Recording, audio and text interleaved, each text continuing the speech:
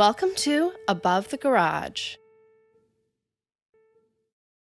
Hi, friends. We decided to do a bonus episode on the Institute since we're enjoying it so much, and it seems like The Big Escape deserves its own discussion. So let's do a quick round of introductions and then dive into our thoughts on episodes 5 and 6 of the Institute, season 1 on MGM Plus. Hi, I'm Raquel. I'm Scarlett. I am Megan. And I'm Kate. So, yeah, I feel like these two episodes were quite revealing. We left episode 4 not knowing much about what was actually going on, and then episode 5, you see the back half and then he escapes. Very exciting. They were really good, even though, didn't you guys feel that some of it was kind of predictable? A little bit, maybe. But even though it was predictable, at least for me, I thought they were really good episodes. Yeah, that it is kind of predictable, but sometimes I'm okay with that. I will Yeah, say. exactly. I enjoy that too. Yeah. Surprises, predictability is okay. If the pacing's right and if it's a good flow, I enjoy it. Right. If it logically follows the story, I have realized lately how much more I enjoy predictability to some degree than a sudden plot twist out of the blue that doesn't make any sense, So Yeah. I don't mind that about this show. First of all, I think every adult should die a very slow and painful death. Yeah, they're evil. When Maureen takes the one twin in that survives, and the other lady asks if she can take out the trash, and it's a dead child. I mean, on top of killing them and being willing to use them as such, then calling them trash, that really set me off. I mean, I do think though, if you're in that line of work, you would have to see things as trash. You'd have to have no... Yeah, you have to detach yourself from that. Yeah, you'd have to be totally detached. You have to be so evil too, to just, so evil. Oh, no. I hate them all. She didn't even seem okay though. Wasn't she twitchy? This lady that tells her to take out the trash. Yeah, I don't know what the deal with her is. I don't know. Maybe she's on something. Maybe she's a tweaker. Yeah. It was weird. I'm going to be very upset if they die in the end, a quick death, because again, I need them to suffer horribly. Our suspicions on the smokestacks are confirmed, of course, when they load him into the oven. But the amount of smoke coming out of the stacks is still kind of crazy, though. It doesn't seem accurate for one body a day-ish. No. They said once a week. They happen once a week. I think it's once a week, yeah. Mm-hmm. Okay. But I don't know, that's what I thought. Are they piling them up and then they burn some a group? Together? Probably. Yeah. Or keeping them on that is a low smoke for one person. Yeah, I think they just obviously want to get across the Holocaust kind of feel. Even in the beginning, even in the intro song, you see piles of shoes. I don't things that I associate specifically with concentration camps. So it's very upsetting. It was so sad when Avery says we all go up the chimney here. I know, sweet boy. Yeah, he is. I was shocked and confused when Sigsbee tells Luke about his parents. What do you think the motivation for telling him that would be? She wanted to see if he was telepathic. She had that, and she was watching his reaction because the screen wasn't there first, and she was watching him as she was reading, knowing probably that he was reading what she was reading before she turned. And that's why he grabbed the monitor. Yeah, he wouldn't be able to stop it himself. But he knew, and that's why he turned it towards them. So then she's like, gotcha. That makes sense. We're ready for the back half, Yeah. One thing that I thought that, would it not be easy to just tell them all that they have nothing to go back to I know you probably don't want, you break them, yeah, because it's not like they need them to do it willingly. They're not doing it willingly. They're still being forced to do it. They have that first day of if you don't do it the way we want you to do it, you're just going to suffer and we're going to torture you until you do it. So they could do that anyway. Right. They'd be more willing to work, though, if they think there's something, an end goal for them to be reunited with their parents. So they're trying to convince them that, once you get to the back half and graduate, that's when you'll go see your parents. So that probably works for some of them, but this group right now is obviously they're very analytical and skeptical. So they're I don't think the back half's a good thing. Yeah. the other kids kind of also didn't put two and two together because they're like, oh, I'm Right. so sorry about your parents. And I'm like, do they still think that their The parents are still alive? Right. Yeah. But when Maureen asks Sigsbee, she's like, I thought we didn't do that here. And she's like, well, she woke up. I'm guessing they just killed him, period. Like we talked about in Yeah. the past recording. But Mhm. it's like, Jesus, these people are. They're It wicked. kind of makes sense though, because you guys were talking about it last time, and you were saying like, is there not reports like all these children going missing? Probably Right. because they do that for everybody. Yeah, and then we see They later kill the parents as well. they get the double bonus of he's a suspect now, so they can't necessarily go to the police I so knew they were freely. going to do that. I knew they were going to do that. I'm like, they're going to manipulate the media, because that's what they do. I guess this is what U.S. government.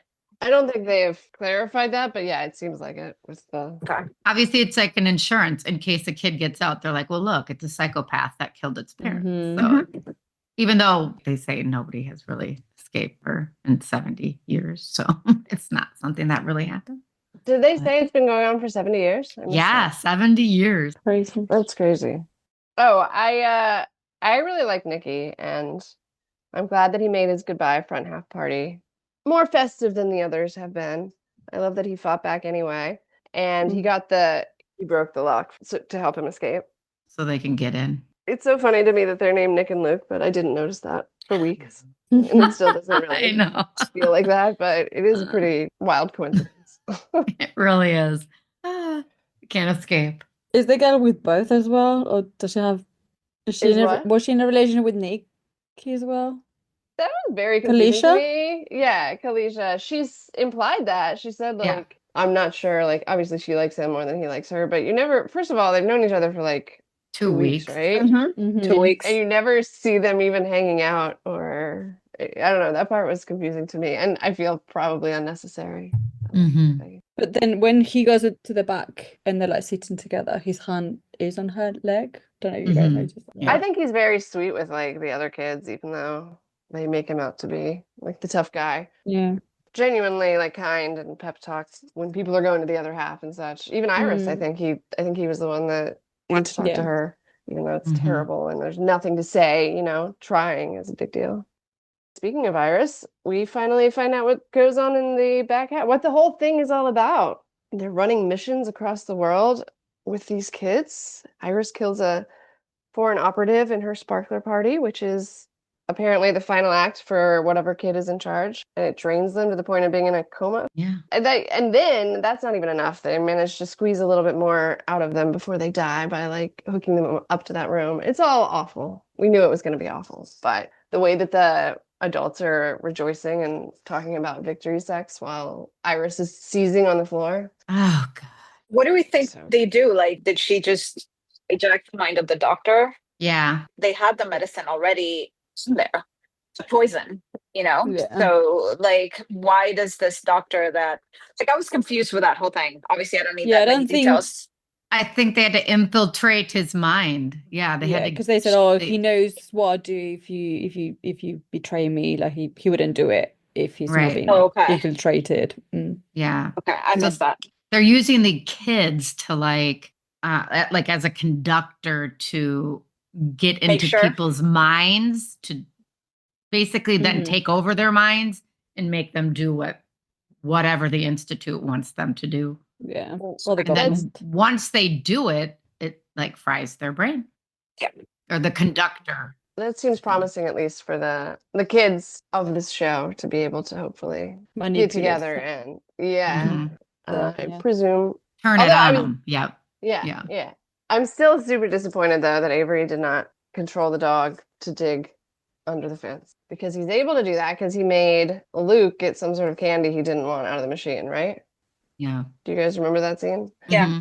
Yeah. So if he could control his mind and he was like riding along with the dog, he should have made the dog dig a hole under the fence, because it was very hard for... Can he control the dogs, or can he hear the dogs and see through them? He can see through them, but I'm just saying if he can control Luke, I assume he could control a dog, which is kind of simpler and like let you in. Anyway, it doesn't matter. He got out, but barely though. Gosh, that was narrow. I was sure his jeans were gonna get caught. How did his jeans not get caught on that thing? I did get mad that he left the scissors on the other side. I'm like, Why? Yeah. oh. I'm like, no, buddy. I guess he did it to distract the dog, maybe, but it wasn't a good decision. Not good for poor Maureen. I don't know. Maureen, like, kind of deserved to die She was never going to get out there. Like, the second she mentioned the report, I was like, well, it doesn't matter. No, Even if she does get out, she's going to get killed straight away. I just don't know why Maureen was there in the first place. I know. Like you said last episode, like our last episode was, she has a kid. So you'd think that would be like Do you think the kid's still alive? So no, my first impression was that he was dead. So I thought at the beginning when they mentioned it, I thought that maybe like they had him or he's been threatened in a way and that's why she's doing it. That's the only way it makes any sense. But it does feel like everybody else, like all of the adults, don't need any sort of no, they're just bad people. Reason to be there. They're just horrible people. Yeah. So like it seems like she might have been horrible and then I don't know. You do brainwash people talking about like the greater good and right. Yeah. You're saving the world. So maybe she was like that at the beginning and then kind of like changed her mind throughout because she's clearly been doing that for a while. So it's not the first time she's clearly been conflicted, I presume. Right. Yeah, she seems conflicted. Like everyone else seems like a raging narcissist that has no empathy whatsoever. Yeah, exactly. So it's odd to see Maureen. I mean, you have like Tony, who's like a sadistic, narcissistic piece of shit. And Sigsbee, she's void of, she's like a wall. She's like, hello. She has no feelings about anything except maybe enjoyment of pain. Maybe her dad. She's a sick twist. No, they all are. So it doesn't make any sense. Even on like the institutes, it doesn't make sense on Maureen's behalf that she would be there. And it doesn't make sense on the institutes that they would hire her because somebody who's had a child, whether dead or alive, is going to pity the other children. And also she's just not made up of the narcissist, psychopath, whatever is going on with the rest of them. She has empathy and that would be bad for this job. Do you think that like they'll have a way of like study them or like they'll probably do certain tests on are you going to be like suitable for the job? Are you going to be sympathetic of this kid? Yeah. That's what I thought there would be like she had to be there for a reason, but I don't know. We'll find that out or I hope we get more backstories. Do we know if some maybe Tony's been I don't know, because he seems to be maybe younger than Maureen. Some other people are younger, like the reporter as well. So maybe they've been in the institute before or they've been in a different training facilities. I don't know. I mean, it's been going on for 70 years. So like these ties are deep somehow. They're established. Like, they're established in this town, obviously. Who do you trust? You can't trust anybody. Like who is a part of the institute and who is actually, it seems like you can't trust anybody in this town. So they clearly have people in the town as well. Like I still don't know if the chief is in on it because it was obvious the guy talking with the chief was on it. Like that was obvious. But also the deputy lady, Wendy, I guess that's her name. For the whole episode, I was thinking there's somebody in the room with her. She's in on it. That's the impression it gave me. But she's sketchy to me. But I'm like totally not trusting anybody in the town. So I don't know. You know, I felt that way about Maureen too. Like, can we trust her? And then, you know, it revealed, well, yeah, you can. She was helping. And now it's just like Wendy. I don't know. I don't know what I feel about her character. Yeah, that scene when she was asking him to come back, like, just come back. I don't know. Felt a bit iffy. In episode 5 too, she was pressuring him to come back. So I feel like she's bad. And I thought the chief was bad until the other guy walked outside and called and said, oh, I've got eyes on him. So then I was like, okay, maybe you lucked out and the chief is not bad, but you're an idiot for taking him there. Like the kid told him, he's like, take me to a city where there's FBI and news. And instead he takes him to this little police. Like, the Institute in city. Town. Come on, Tim. Like, I know that Luke's supposed to be like extra smart, but you don't need to be extra smart to know that that's a really fucking bad idea. I mean, you just found out the reporter you were flirting with is willing to kill you over this. This is so stupid. Yeah, at this point, if he was a really good cop, he'd be like, let's get as far away from this town of this, where this institute is, so we can get a fresh perspective and but to be fair, and we don't know what's in the flash drive yet, so we don't know how much proof they've got. Team trusts this chief because the kid has been a person of interest, so how much are other police officers or other people in different towns going to believe Team over Right. And let's hope the chief will, when he starts obviously doing his due diligence and digging into Luke. Tim should doubt the chief a little because he refused Annie's autopsy, I mean, that has to be a red flag amongst, I know you just feel like this guy and he's a good guy, but I don't know. Yeah. But you would think maybe somebody in the town will believe the kid more purely because they have more knowledge of the institute and all of that, but also in that same way you could say the opposite argument of well, he might be in with it because people at the top must be if they've been hiding this for so long. And he probably doesn't know there's been 70 years, but he knows is related to the kids on the red. Are we going to ever find out about the Red Step kid? What? Why? Okay. So we all think that Wendy is probably bad, or I'm on the fence again. I'm like, she's something sketch about her. There's something, I don't know. If you had to say about the chief, do you trust him or not at this point? At this point, I do. Yeah, the way he reacted to the kid on the flash drive seemed what's the word? Candid, felt genuine. Right, genuine. And also the kid would have feel him right. If he didn't trust him, he would have said something. That worked out very well to have, because otherwise there's no way they would have doubted Kate or Tim. You run into a guy in the woods, you're not going to trust him in the Institute woods. You're just not going to trust him. So convenient, as is the telekinesis with the tree limb. I was waiting for him to use it. Yeah, but then again, he can use it. So why would he be able to use it in the Institute to kill people, or I don't know, turn the guns at them, and I don't know, that's what I always wonder. Is there's some shield or something that's all of these kids can do this, taming them, right? In the Institute. They didn't even try as a group to do something. I feel like they would definitely have power to. Yeah, they can connect with each other. Yeah, right, like they do. But maybe they're just learning that. Maybe they will. Who knows? Avery's the most powerful because he hasn't been in the back and he's able to see a lot and connect with other people. Why hasn't he been moved? Why is he there? He's obviously at the caliber that he's ready for the back half. Yeah. Luke and Nikki were talking, I think it was episode 3 or 2, whenever the episode before Avery gets there. They saying, we think, kid that would have these powers or whatever. And then they get Avery in, and they have a conversation to ask, can you try to receive or whatever the code is. So maybe they're working on his TK.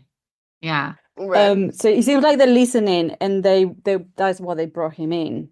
They obviously know he's full on TP, but maybe they're trying to work on his TK. Yeah, the opposite way around. Have we seen him do any TK telekinesis? Have we seen that? So that's what. So they also know Luke has TK, and they're trying to trigger his TP. So maybe that's why Avery's still there. They're trying to channel in his other half. Right. Perhaps. And then the PC track that has been abandoned is precog, right? Yeah, precog, which Luke has. Yeah. A little bit, right? Yeah. Yeah, because he could see that he saw what happened to the girl before it happened. Right. So he needs to tap into that more too, so he can be one step ahead. Oh, but that's what he was asking Avery, if he's ever done that before. Yeah. I don't think Luke fully understands what's going on with him, bless him. Yeah. No. I like the actor. Yeah. What's the actor? Joe Freeman? He is good. I like him. I think he's my favorite. Yeah, I think they he's cast done him a well. really good job. I like Nikki. Yeah. I like Nikki too. Yeah. I hope we get to see more of him. If I could hang out with any one of them, it would definitely be Nikki. And yeah, I'm worried he moved to the back half. I assume that they're going to save all the people we know, except for Iris. I think he should have taken Avery with him, at least. Both for powers and because he's a cute little kid. Yeah. Don't they say something about how they don't have enough kids? Yeah. They only have 2 kids left, I think. The age they're running out, and that they needed to have a certain amount to keep things. But wait, I guess. I was like, oh. In the front half? In the And front George. half, they have Avery and George. Mm-hmm. those are the only two left. And when Luke came in, they had 5 in total. Yeah. Now they only have 2. I think they're burning them up too quickly. So if they Right. don't have like a constant flow of new recruits, there'll obviously become a standstill where they can't continue to do their work if they don't have the conductors they need or the enough people to connect to the hum. Because it seems like they need, quite a few to connect to the hum with the conductor to then be able to manipulate, someone's mind. It's not just one, it's like the force of them all. So if their levels are low, maybe they won't be able to reach that. So they need to replenish. That makes sense. And maybe on the outside world, of the Institute, they're not seeing kids like Luke, because obviously they're tracking kids all over the United States. It'd be hard to find. Right. But they also got the 3 new people, like the twins and that psychopath. Yeah, well, they're up in smoke. They're dead. Now. They're gone. But they tried to replenish them. Yeah, But they tried. Yeah. clearly something happened with that. So What happened to the guy? Did he die or he just couldn't hack it, so they killed him, I guess? I suppose, yeah. I think they killed them because like when 6B's like, no, they're trying to recuperate and they're going to be fine. But then we never hear from them ever again. Yeah. No. Right.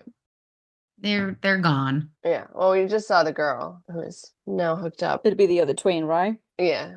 They really need to figure out a way to keep their weapons healthy, because obviously that's what the kids are to them. Yeah. They're just kind of weapons, Yeah. to be used by their government.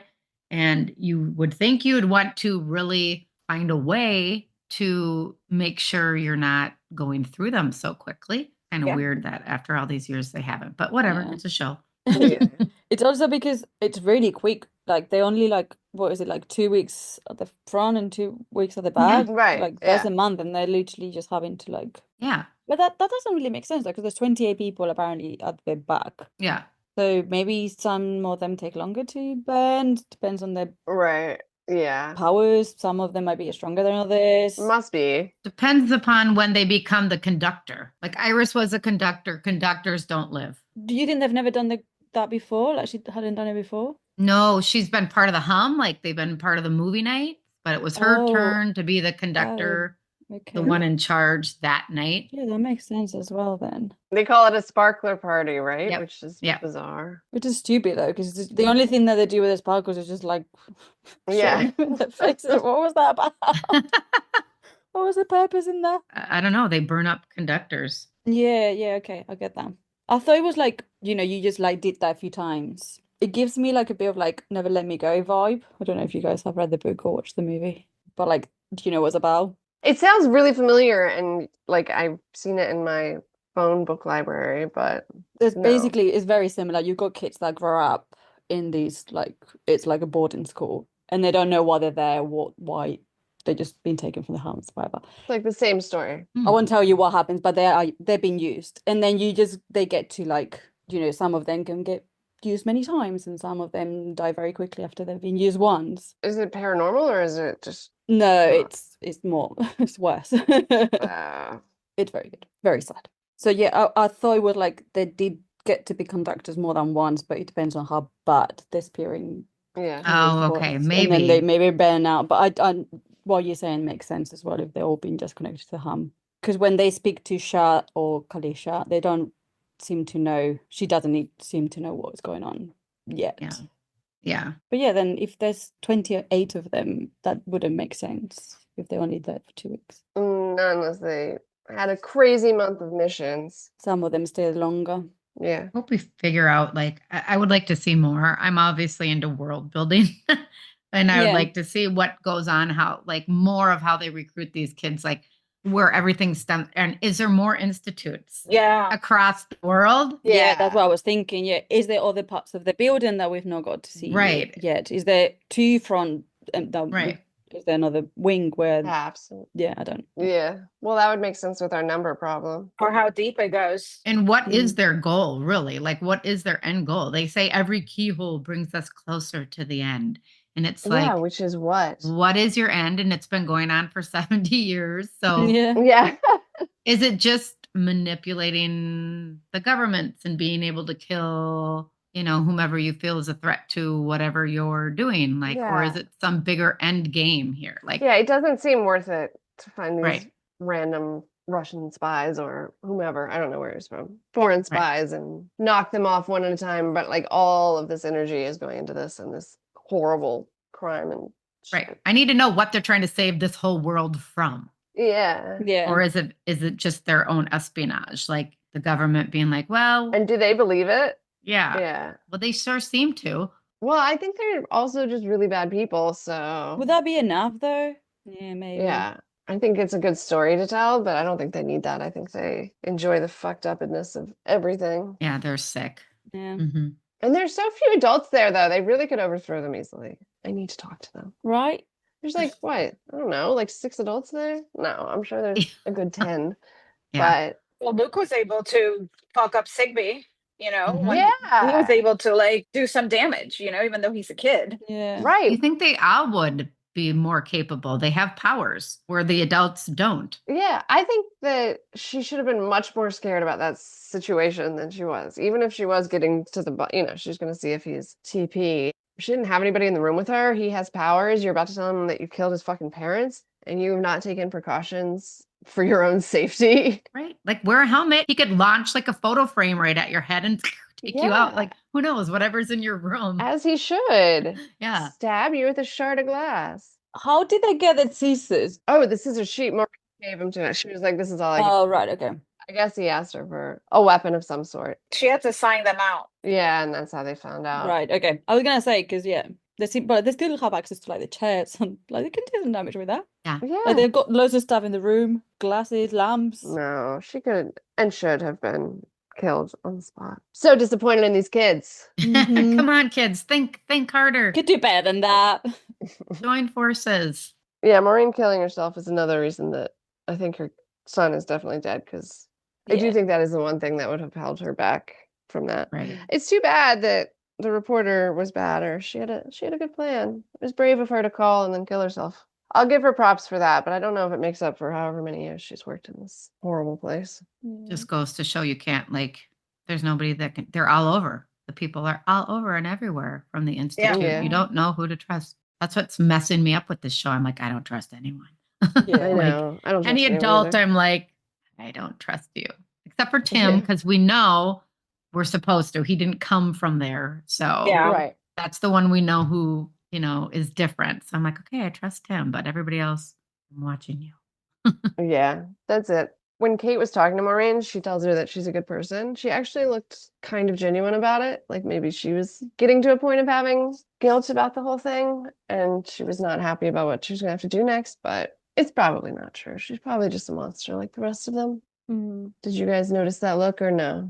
Or she's just saying it for her Yeah, to hear, you're Right. a good person. right before you die. Before we kill you. Yeah, it makes her feel better about what she's doing, everything to make yourself feel better for Yeah. being the monster you are. Justifications. True. Mhm. I kind of like saw it as like her just saying something that a normal person would say. Mhm. Right. Like, that's why psychopaths or sociopaths do, right? Like they just pretend to be Yeah. normal. Because she didn't seem to have any emotion on her face. She said No. it, but she was a bit blank face. I don't know. Yeah, I think ever since she killed her girlfriend, like that, I should have believed she was a full psychopath, No feelings.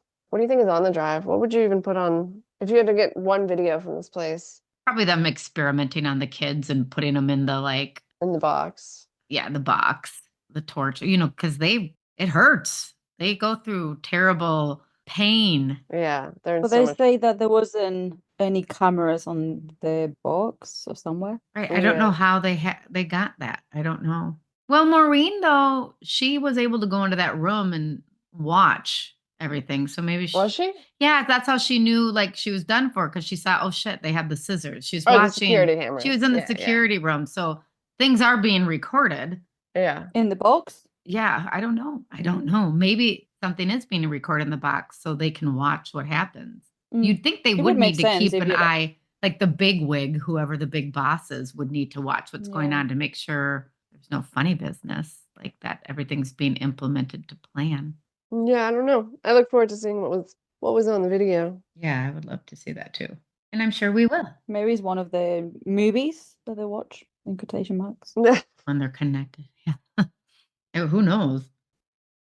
All right, I think that's a wrap on our discussion of episodes 5 and 6 of The Institute. We will be back when the show is finished to talk about episodes 7 and 8. We'll also be releasing a discussion on the second half of Wednesday when it comes out in September. So come back then. Thanks for listening. Bye.